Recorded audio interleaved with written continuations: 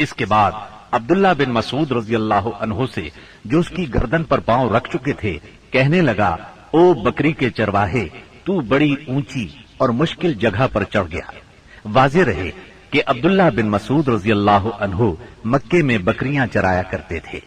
اس گفتگو کے بعد عبداللہ بن مسعود رضی اللہ عنہ نے اس کا سر کاٹ لیا اور رسول اللہ صلی اللہ علیہ وسلم کی خدمت میں لا کر حاضر کرتے ہوئے عرض کیا، یا رسول اللہ صلی اللہ علیہ وسلم، یہ رہا اللہ کے دشمن ابو جہل کا سر۔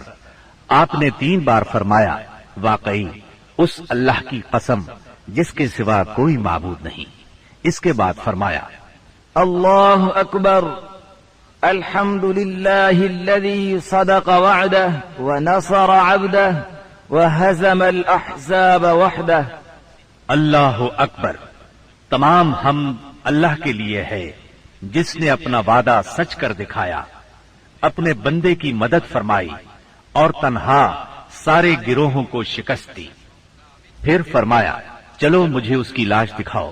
جب آپ صلی اللہ علیہ وسلم کو لاش دکھائی گئی تو آپ نے فرمایا، یہ اس امت کا فرعون ہے۔ معاذ بن عمرو اور معوذ بن افرا کے ایمان افروز کارناموں کا ذکر ہو چکا ہے۔ حقیقت یہ ہے کہ اس معرکے میں قدم قدم پر ایمان کے ایسے تابناک نقوش پیش آئے جن میں عقیدت کی قوت اور اصول کی پختگی نمایاں اور جلوہ گر تھی۔ اس معرکے میں باپ اور بیٹے میں، بھائی اور بھائی میں صف آرائی ہوئی، اصولوں کے اختلاف پر تلواریں بے نیام ہوئیں اور مظلوم و مقہور نے ظالم و قاہر سے ٹکرا کر اپنے غصے کی آگ بجھائی۔ ابن عباس رضی اللہ عنہ سے روایت ہے کہ نبی صلی اللہ علیہ وسلم نے صحابہ کرام سے فرمایا، مجھے معلوم ہے کہ بنو ہاشم وغیرہ کے کچھ لوگ زبردستی میدان جنگ میں لائے گئے ہیں، انہیں ہماری جنگ سے کوئی سروکار نہیں ہے، لہذا بنو ہاشم کا کوئی آدمی کسی کی زد میں آ جائے تو وہ قتل نہ کرے، اور ابو البختری بن ہشام کسی کی زد میں آ جائے تو وہ اسے قتل نہ کرے، اور عباس بن عبد المطلب کسی کی زد میں آ جائے تو وہ بھی انہیں قتل نہ کرے، کیونکہ وہ بالجبر لائے گئے ہیں۔ اس پر عتبہ کے صاحبزادے ابو حذیفہ رضی اللہ عنہ نے کہا، کیا ہم اپنے باپ بیٹوں، بھائیوں اور کنبے قبیلے کے لوگوں کو قتل کریں گے اور عباس کو چھوڑ دیں گے؟ اللہ کی قسم، اگر اس سے میری مٹ بھیڑ ہو گئی تو میں اسے تلوار کی لگام پہنا دوں گا۔ یہ خبر رسول اللہ صلی اللہ علیہ وسلم کو پہنچی تو آپ نے عمر بن خطاب رضی اللہ عنہ سے فرمایا، کیا رسول اللہ صلی اللہ علیہ وسلم کے چچا کے چہرے پر تلوار ماری جائے گی؟ عمر رضی اللہ عنہ نے کہا، یا رسول اللہ، مجھے چھوڑیے، میں تلوار سے اس شخص کی گردن اڑا دوں، کیونکہ اللہ کی قسم یہ شخص منافق ہو گیا ہے۔ بعد میں ابو حذیفہ رضی اللہ عنہ کہا کرتے تھے، اس دن میں نے جو بات کہہ دی تھی اس کی وجہ سے مجھے برابر خوف لگا رہتا ہے، صرف یہی صورت ہے کہ میری شہادت اس کا کفارہ بن جائے، اور بالآخر وہ یمامہ کی جنگ میں شہید ہو ہی گئے۔ ابو البختری کو قتل کرنے سے اس لیے منع کیا گیا تھا کہ مکے میں یہ شخص سب سے زیادہ رسول اللہ صلی اللہ علیہ وسلم کی ایذا رسانی سے اپنا ہاتھ روکے ہوئے تھا، آپ کو کسی قسم کی تکلیف نہ پہنچاتا تھا اور نہ اس کی طرف سے کوئی ناگوار بات سننے میں آتی تھی، اور یہ ان لوگوں میں سے تھا جنہوں نے بنی ہاشم اور بنی مطلب کے بائیکاٹ کا صحیفہ چاک کیا تھا۔ لیکن ان سب کے باوجود ابو البختری کو قتل کر دیا گیا۔ ہوا یہ کہ مجزر بن زیاد سے اس کی مد بھیڑ ہو گئی، اس کے ساتھ اس کا ایک اور ساتھی بھی تھا، دونوں ساتھ ساتھ لڑ رہے تھے۔ مجزر نے کہا، ابو البختری، رسول اللہ صلی اللہ علیہ وسلم نے ہمیں آپ کو قتل کرنے سے منع کیا ہے۔ اس نے کہا، اور میرا ساتھی؟ مجزر نے کہا، نہیں واللہ ہم آپ کے ساتھی کو نہیں چھوڑ سکتے۔ اس نے کہا، اللہ کی قسم، تب میں اور وہ دونوں مریں گے۔ اس کے بعد دونوں نے لڑائی شروع کر دی، مجزر نے مجبوراً اسے بھی قتل کر دیا۔ مکے کے اندر جاہلیت کے زمانے سے عبد الرحمن بن عوف رضی اللہ عنہ اور امیہ بن خلف میں باہم دوستی تھی۔ جنگ بدر کے روز امیہ اپنے لڑکے علی کا ہاتھ پکڑے کھڑا تھا کہ اتنے میں ادھر سے عبد الرحمن بن عوف کا گزر ہوا۔ وہ دشمن سے کچھ زرہیں چھین کر لادے لیے جا رہے تھے۔ उमैया ने उन्हें देखकर कहा, क्या तुम्हें मेरी जरूरत है? मैं तुम्हारी इन जिरहों से बेहतर हूं। आज जैसा मंजर तो मैंने देखा ही नहीं। क्या तुम्हें दूध की हाजत नहीं? मतलब ये था कि जो मुझे कैद करेगा मैं उसे फिदिये में खूब दुधैल ऊंटनियां दूंगा। ये सुनकर अब्दुर्रहमान बिन औफ रजी अल्लाह अन्हु ने जिरहें फेंक दी और दोनों को गिरफ्तार करके आगे बढ़े। अब्दुर्रहमान बिन औफ रजी अल्लाह अन्हु कहते हैं कि मैं उमैया और उसके बेटे के दरमियान चल रहा था कि उमैया ने पूछा, आप लोगों में कौन सा आदमी था जो अपने सीने पर शुतर मुर्ग का पर लगाए हुए था? मैंने कहा, वो हमजा बिन अब्दुल मुत्तलिब रजी अल्लाह अन्हु थे। उमैया ने कहा, यही शख्स है जिसने हमारे अंदर तबाही मचा रखी थी। सैयदना अब्दुर्रहमान रजी अल्लाह अन्हु कहते हैं कि वल्लाह मैं उन दोनों को लिए जा रहा था कि अचानक बिलाल रजी अल्लाह अन्हु ने उमैया को मेरे साथ देख लिया तो उन्होंने कहा, ओहो, कुफ्फार का सरगना उमैया बिन खल्फ, अब या तो मैं बचूंगा या ये बचेगा। मैंने कहा, ए बिलाल रजी अल्लाह अन्हु, ये मेरा कैदी है। उन्होंने कहा, अब या तो मैं रहूंगा या ये रहेगा। फिर निहायत बुलंद आवाज से पुकारा, ए अल्लाह के मददगारों, ये रहा कुफ्फार का सरगना उमैया बिन खल्फ, अब या तो मैं रहूंगा या ये रहेगा। अब्दुर्रहमान बिन औफ रजी अल्लाह अन्हु कहते हैं कि इतने में लोगों ने हमें घेरे में ले लिया। मैं उनका बचाव कर रहा था मगर एक आदमी ने तलवार से उसके बेटे के पांव पर जरब लगाई और वो वहीं गिर गया। उधर उमैया ने इतने जोर से चीख मारी कि मैंने वैसी चीख कभी सुनी ही न थी। मैंने कहा, निकल भागो, मगर आज भागने की गुंजाइश नहीं। अल्लाह की कसम, मैं तुम्हारे कुछ काम नहीं आ सकता। अब्दुर्रहमान रजी अल्लाह अन्हु फरमाते हैं कि लोगों ने अपनी तलवारों से उन दोनों को काट कर उनका काम तमाम कर दिया। उसके बाद अब्दुर्रहमान बिन औफ रजी अल्लाह अन्हु कहा करते थे, अल्लाह बिलाल रजी अल्लाह अन्हु पर रहम करे, मेरी जिरहें भी गईं और मेरे कैदी के बारे में मुझे तड़पा भी दिया। सैयदना उमर बिन खत्ताब रजी अल्लाह अन्हु ने अपने मामू आस बिन हिशाम बिन मुगीरा को कत्ल किया। सैयदना अबू बकर सिद्दीक रजी अल्लाह अन्हु ने अपने बेटे अब्दुर्रहमान को, जो उस वक्त मुशरिकीन के हमरा थे, पुकार कर कहा, ओ खबीस, मेरा माल कहाँ है? अब्दुर्रहमान ने जवाब में एक शेर कहा जिसका तर्जुमा यूं है, हथियार, तेज रौ घोड़े और उस तलवार के सिवा कुछ बाकी नहीं जो बुढ़ापे की गुमराही का खातिमा करती है। जिस वक्त मुसलमानों ने मुशरिकीन की गिरफ्तारी शुरू की, रसूलुल्लाह सल्लल्लाहु अलैहि वसल्लम छप्पर में तशरीफ फरमा थे और साअब बिन मुआज रजी अल्लाह अन्हो तलवार हमाइल किए दरवाजे पर पहरा दे रहे थे। रसूलुल्लाह सल्लल्लाहु अलैहि वसल्लम ने देखा कि साद रजी अल्लाह अन्हो के चेहरे पर लोगों की इस हरकत का नागवार असर पड़ रहा है। आपने फरमाया, ऐ साद, ऐसा महसूस होता है कि तुमको मुसलमानों का ये काम नागवार है। उन्होंने कहा, जी हाँ, अल्लाह की कसम, ऐ अल्लाह के रसूल, ये अहले शिर्क के साथ पहला मारिका है जिसका मौका अल्लाह ने हमें फराहम किया है। इसलिए अहले शिर्क को बाकी छोड़ने की बजाय मुझे ये बात ज्यादा पसंद है कि इन्हें खूब कत्ल किया जाए और अच्छी तरह कुचल दिया जाए। इस जंग में उकाशा बिन मेहसन असदी रजी अल्लाह अन्हु की तलवार टूट गई। वो रसूलुल्लाह सल्लल्लाहु अलैहि वसल्लम की खिदमत में हाजिर हुए। आपने उन्हें एक छड़ी थमा दी और फरमाया, उकाशा, इसी से लड़ाई करो। उकाशा ने इसे रसूलुल्लाह सल्लल्लाहु अलैहि वसल्लम से लेकर हिलाया तो वो एक लंबी, मजबूत और चमचम करती हुई सफेद तलवार में तब्दील हो गई। फिर उन्होंने इसी से लड़ाई की, यहाँ तक कि अल्लाह ने मुसलमानों को फतह नसीब फरमाई। इस तलवार का नाम औन यानी मदद रखा गया था। ये तलवार मुस्तकिलन उकाशा रजी अल्लाह अन्हु के पास रही और वो इसी को लड़ाइयों में इस्तेमाल करते रहे, यहाँ तक कि दौरे सिद्दीकी में मुर्तद्दीन के खिलाफ जंग करते हुए शहीद हो गए। उस वक्त भी ये तलवार उनके पास ही थी। खातिमा जंग के बाद मुसअब बिन उमैर अब्दरी रजी अल्लाह अन्हु अपने भाई अबू अजीज उमैर अब्दरी के पास से गुजरे। अबू अजीज ने मुसलमानों के खिलाफ जंग लड़ी थी और उस वक्त एक अंसारी साहबी उसका हाथ बांध रहे थे। मुसअब ने उस अंसारी से कहा, इस शख्स के जरिए अपने हाथ मजबूत करना, इसकी मां बड़ी मालदार है, وہ غالباً تمہیں اچھا فدیہ دے گی۔ اس پر ابو عزیز نے اپنے بھائی مصعب رضی اللہ عنہ سے کہا، کیا میرے بارے میں تمہاری یہی وصیت ہے؟ مصعب رضی اللہ عنہ نے فرمایا، ہاں، تمہاری بجائے یہ انصاری میرا بھائی ہے۔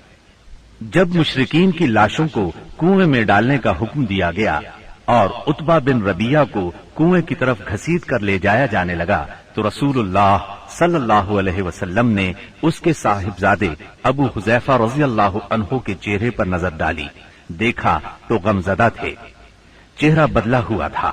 آپ صلی اللہ علیہ وسلم نے فرمایا، ابو حذیفہ، غالباً اپنے والد کے سلسلے میں تمہارے دل کے اندر کچھ احساسات ہیں۔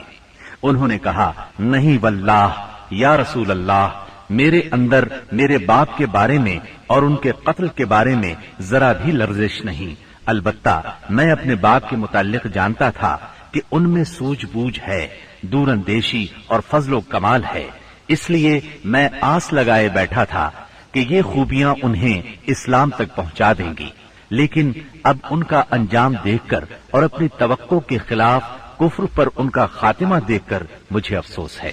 اس پر رسول اللہ صلی اللہ علیہ وسلم نے سیدنا ابو حذیفہ رضی اللہ عنہ کے حق میں دعائے خیر فرمائی اور ان سے بھلی بات کہی۔ آخر کار اسلام نے کفر پر فتح پائی۔ اس غزوہ بدر میں قریش کا سردار ابو جہل بھی مارا گیا۔ یہ وہی ابو جہل تھا جس نے نبی کریم صلی اللہ علیہ وسلم اور مسلمانوں پر ظلم و ستم کے پہاڑ توڑے تھے۔ 70 کافر موت کے گھاٹ اترے، 70 ہی گرفتار ہوئے، باقی دم دبا کر بھاگ نکلے۔ مسلمانوں میں صرف 14 شہید ہوئے، ان میں 6 مہاجر اور 8 انصاری تھے۔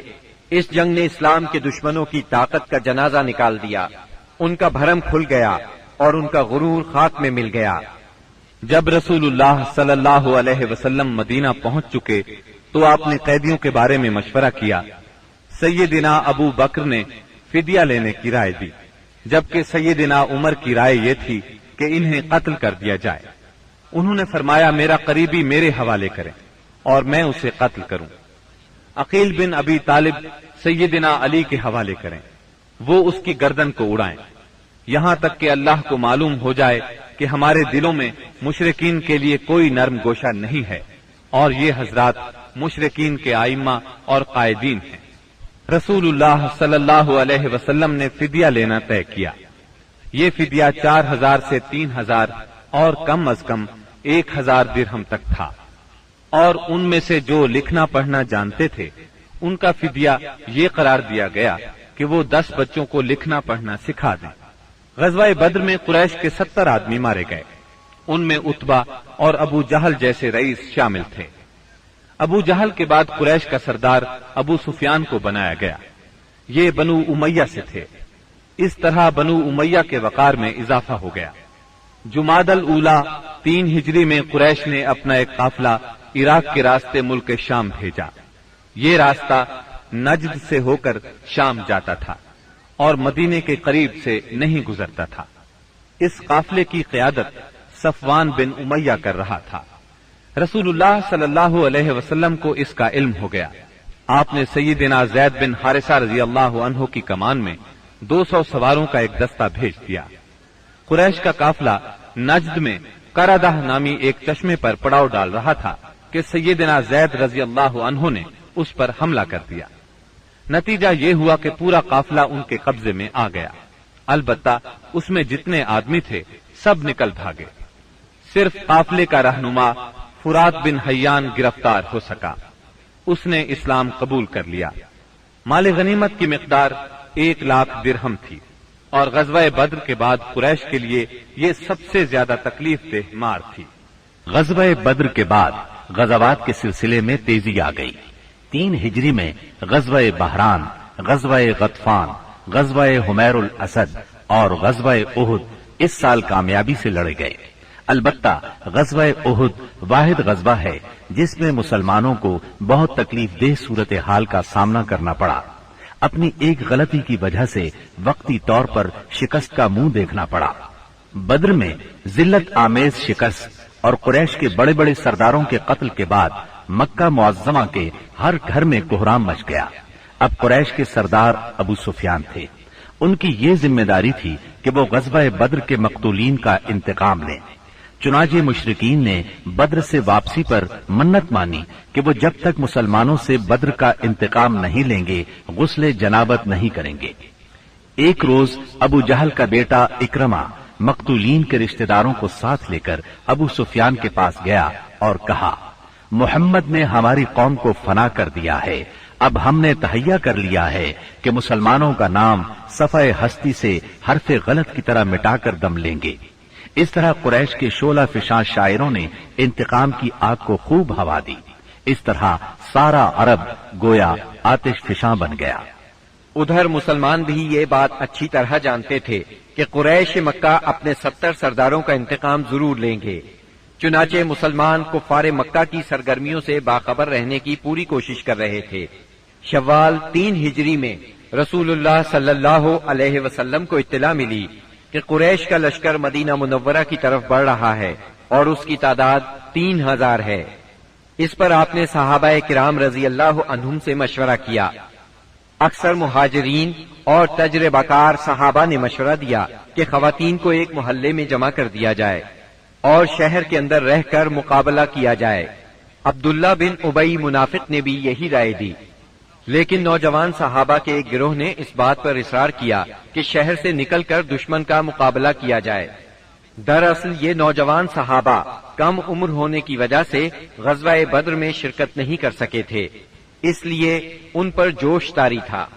نبی اکرم صلی اللہ علیہ وسلم گھر تشریف لائے اور زرہ پہن کر باہر تشریف لے گئے۔ اب لوگوں کو ندامت محسوس ہوئی کہ کیوں شہر سے باہر جا کر لڑنے کا مشورہ دیا۔ چنانچہ انہوں نے کہا، اگر آپ پسند فرمائیں تو شہر میں رہ کر دشمن سے مقابلہ کیا جائے۔ جواب میں آپ نے فرمایا، رسول کو زیبا نہیں کہ ہتھیار پہن کر بغیر قتال کے اتار دے۔ چنانچہ آپ 1000 کا لشکر لے کر مدینہ منورہ سے نکلے۔ اس کے بعد نبی صلی اللہ علیہ وسلم نے لشکر کو 3 حصوں میں تقسیم کیا۔ مہاجرین کا دستہ، اس کا پرچم سیدنا مصعب بن عمیر رضی اللہ عنہ کو عطا کیا۔ قبیلہ اوس کا دستہ، اس کا علم اسید بن حذیر رضی اللہ عنہ کو عطا فرمایا۔ تیسرا قبیلہ خزرج کا دستہ، اس کا علم حباب بن منذر رضی اللہ عنہ کو عطا فرمایا۔ پورا لشکر 1000 مردان جنگی پر مشتمل تھا، جن میں 100 زرہ پوش اور 50 شاہ سوار تھے۔ سیدنا ابن ام مکتوم رضی اللہ عنہ کو اس کام پر مقرر فرمایا کہ وہ مدینے کے اندر رہ جانے والے لوگوں کو نماز پڑھائیں گے۔ اس کے بعد کوچ کا اعلان فرمایا اور لشکر نے شمال کا رخ کیا۔ سیدنا سعد بن معاذ اور سعد بن عبادہ رضی اللہ عنہما زرہ پہنے نبی صلی اللہ علیہ وسلم کے آگے آگے چل رہے تھے۔ رات احد اور مدینے کے درمیان بسر کی۔ طلوع فجر سے کچھ پہلے آپ پھر چل پڑے اور مقام شوط پہنچ کر نماز فجر ادا کی۔ اسی جگہ سے عبداللہ بن ابی منافق اپنے 300 ساتھیوں کے ساتھ الگ ہو گیا۔ اس نے یہ کہتے ہوئے مدینہ منورہ کا رخ کیا، آپ نے ہماری رائے کو کوئی اہمیت نہیں دی، اس لیے ہم واپس جاتے ہیں۔ اس بغاوت اور واپسی کے بعد رسول اللہ صلی اللہ علیہ وسلم نے باقی ماندہ لشکر کو لے کر، جس کی تعداد 700 تھی، دشمن کی طرف قدم بڑھایا۔ دشمن کا پڑاؤ آپ کے اور احد کے درمیان کئی سمت سے حائل تھا، اس لیے آپ نے دریافت کیا کہ کوئی آدمی ہے جو ہمیں دشمن کے پاس سے گزرے بغیر کسی قریبی راستے سے لے چلے۔ اس کے جواب میں ابو خیثمہ رضی اللہ عنہ نے عرض کیا، یا رسول اللہ، میں اس خدمت کے لیے حاضر ہوں۔ پھر انہوں نے ایک مختصر راستہ اختیار کیا۔ وہاں پہنچ کر نبی کریم صلی اللہ علیہ وسلم نے آگے بڑھ کر وادی کے آخری سرے پر واقع احد پہاڑ کی گھاٹی میں نزول فرمایا اور وہیں اپنے لشکر کا کیمپ لگوایا۔ سامنے مدینہ تھا اور پیچھے احد کا پہاڑ۔ اس طرح دشمن کا لشکر مسلمانوں اور مدینے کے درمیان حد فاصل بن گیا۔ یہاں پہنچ کر رسول اللہ صلی اللہ علیہ وسلم نے لشکر کی ترتیب و تنظیم قائم کی اور جنگی نقطۂ نظر سے اسے کئی صفوں میں تقسیم فرمایا۔ ان کی کمان سیدنا عبداللہ بن جبیر بن نعمان رضی اللہ عنہ کے سپرد کی اور انہیں وادی کنات کے جنوبی کنارے پر واقع ایک چھوٹی سی پہاڑی پر جو اسلامی لشکر کے کیمپ سے کوئی 150 میٹر جنوب مشرق میں واقع ہے اور اب جبل رومات کے نام سے مشہور ہے، تعینات فرمایا اور انہیں ہدایات دیتے ہوئے فرمایا، اگر تم لوگ دیکھو کہ ہمیں پرندے اچک رہے ہیں تو بھی اپنی جگہ نہ چھوڑنا یہاں تک کہ میں بلا بھیجوں، اور اگر تم دیکھو کہ ہم نے قوم کو شکست دی ہے اور انہیں کچل دیا ہے تو بھی اپنی جگہ نہ چھوڑنا یہاں تک کہ میں بلا بھیجوں۔ باقی لشکر کی ترتیب یہ تھی، دائیں جانب والے لشکر پر سیدنا منذر بن عمرو مقرر تھے اور بائیں جانب والے لشکر پر زبیر بن عوام اور ان کا معاون سیدنا مقداد بن اسود کو بنایا گیا۔ سیدنا زبیر کو یہ مہم بھی سونپی گئی کہ وہ خالد بن ولید کے شاہ سواروں کی راہ روکے رکھیں۔ اس ترتیب کے علاوہ صف کے اگلے حصے میں ایسے ممتاز اور منتخب بہادر مسلمان رکھے گئے جن کی جانبازی و دلیری کا شہرہ تھا اور جنہیں ہزاروں کے برابر مانا جاتا تھا۔ یہ منصوبہ بڑی باریکی اور حکمت پر مبنی تھا، جس سے نبی کریم صلی اللہ علیہ وسلم کی فوجی قیادت کی عبقریت کا پتہ چلتا ہے اور ثابت ہوتا ہے کہ کوئی کمانڈر کیسا ہی بالیاقت کیوں نہ ہو، آپ سے زیادہ باریک اور باحکمت منصوبہ تیار نہیں کر سکتا۔ یہ تھی نبی کریم صلی اللہ علیہ وسلم کی لشکر کی ترتیب و تنظیم جو 7 شوال 3 ہجری کی صبح عمل میں آئی۔ ادھر مشرکین نے بھی صف بندی ہی کے اصول پر اپنے لشکر کو منظم کیا تھا۔ ان کا سپہ سالار ابو سفیان تھا جس نے قلب لشکر میں اپنا مرکز بنایا تھا۔ دائیں جانب خالد بن ولید سالار تھے جو ابھی مشرک تھے، اور بائیں جانب کا سالار اکرمہ بن ابو جہل تھا۔ پیدل فوج کی کمان صفوان بن امیہ کے پاس تھی اور تیر اندازوں پر عبداللہ بن ربیہ مقرر ہوئے۔ جھنڈا بنو عبد الدار کی ایک چھوٹی سی جماعت کے ہاتھ میں تھا۔ اس کے بعد دونوں فریق آمنے سامنے اور قریب آ گئے اور لڑائی کا مرحلہ شروع ہو گیا۔ جنگ کے پہلے مرحلے کی ابتدا مشرکین کے علمبردار طلحہ بن ابی طلحہ سے ہوئی۔ اس نے مسلمانوں کو للکارا۔ اس کی للکار سن کر سیدنا زبیر رضی اللہ عنہ فوراً صف سے نکل کر آگے آئے، اس کے مقابل ہوئے، بڑھ کر ایک بھرپور وار کیا۔ طلحہ فوراً ہی جہنم رسید ہو گیا۔ طلحہ کے گرتے ہی جھنڈا اس کے بھائی عثمان نے اٹھا لیا اور مسلمانوں کو مقابلے کے لیے پکارا۔ اب سیدنا حمزہ رضی اللہ عنہ آگے بڑھے اور عثمان کے کندھے پر اس زور سے تلوار ماری کہ کمر تک اتر گئی۔ اس طرح قریش کے 12 علمبردار یکے بعد دیگرے قتل ہوئے۔ پھر عام لڑائی شروع ہوئی۔ گھمسان کی جنگ چھڑ گئی۔ اس میں مسلمانوں کا پلہ بھاری رہا۔ مشرکین شکست کھا کر بھاگ نکلے۔ انہیں جوش دلانے والی عورتیں بھی بھاگ کھڑی ہوئیں۔ مسلمانوں نے مشرکین کو گھیر لیا، انہیں مارنے لگے، ساتھ ساتھ مال غنیمت لوٹنے لگے۔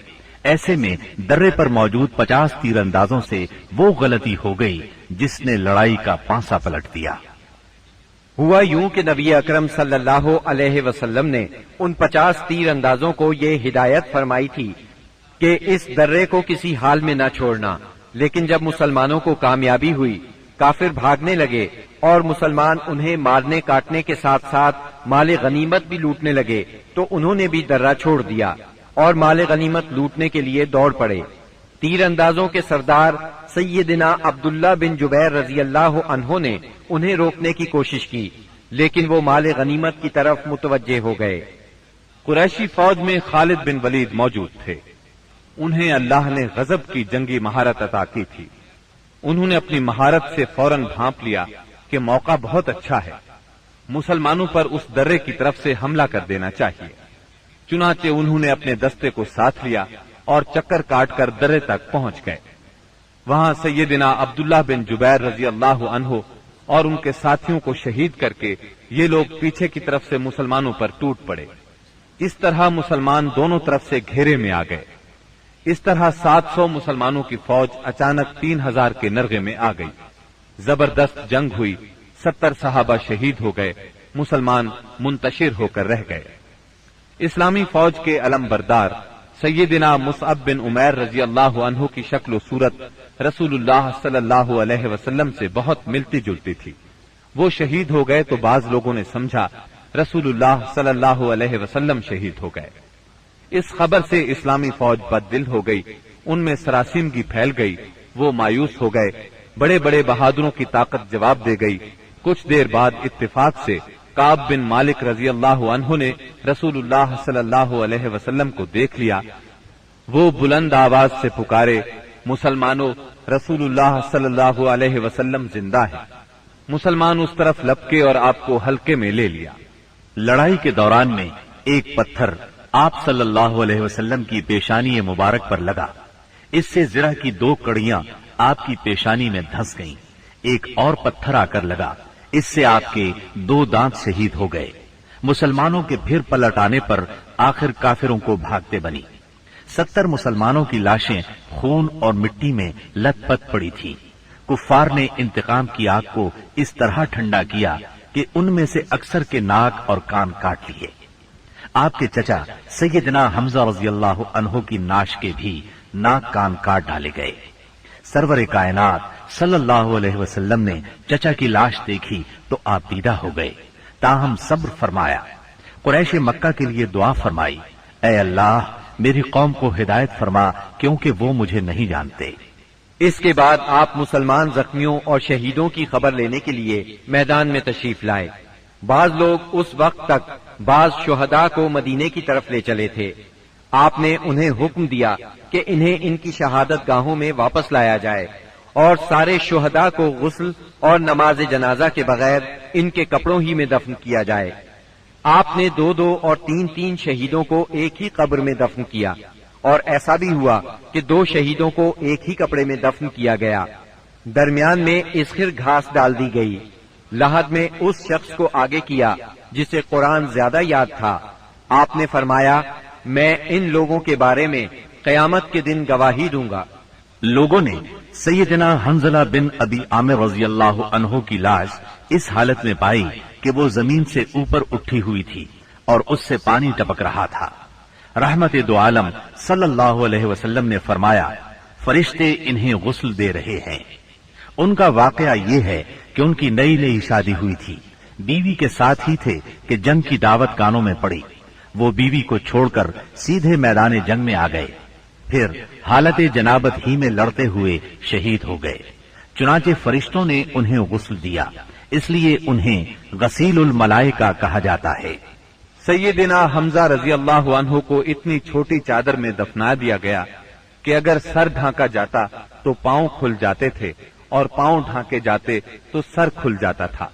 چنانچہ پاؤں پر اذخر گھاس ڈال دی گئی۔ یہی صورتحال سیدنا مصعب بن عمیر رضی اللہ عنہ کے ساتھ پیش آئی۔ شہداء کے دفن اور ان کے لیے دعا کے بعد نبی اکرم صلی اللہ علیہ وسلم اور صحابہ کرام مدینے کی طرف چلے۔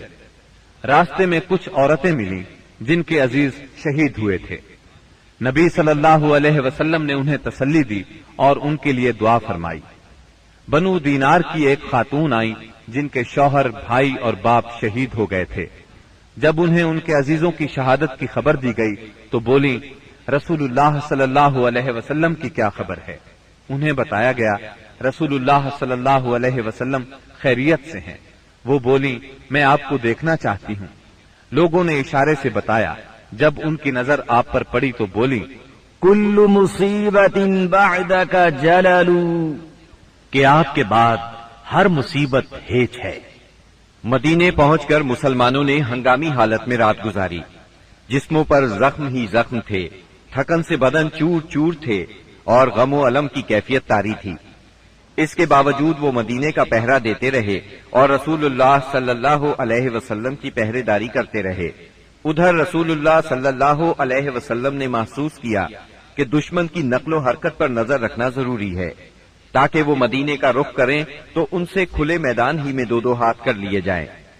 چنانچہ صبح ہوئی تو آپ نے اعلان فرمایا، دشمن سے مقابلے کے لیے چلنا ہے اور صرف وہی آدمی جا سکتا ہے جو احد کی لڑائی میں شریک تھا۔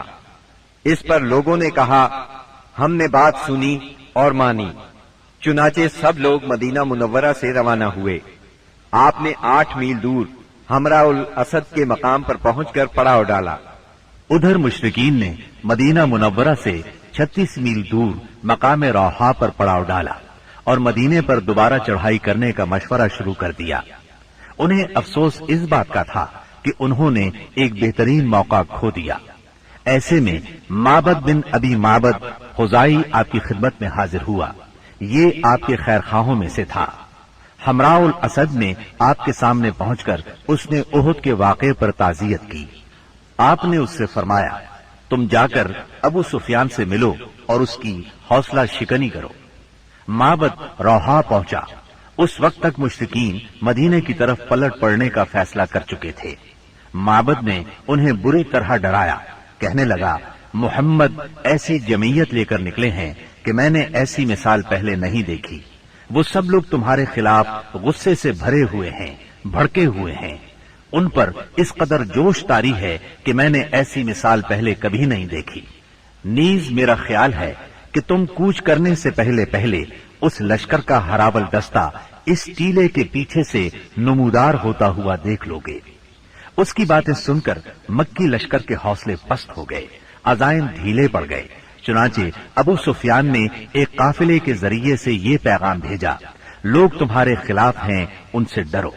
ये पैगाम उन्होंने इसलिए भेजा कि मुसलमान उनकी तरफ न आए और फिर वो अपने लश्कर के साथ फौरी तौर पर मक्के की तरफ चल पड़े।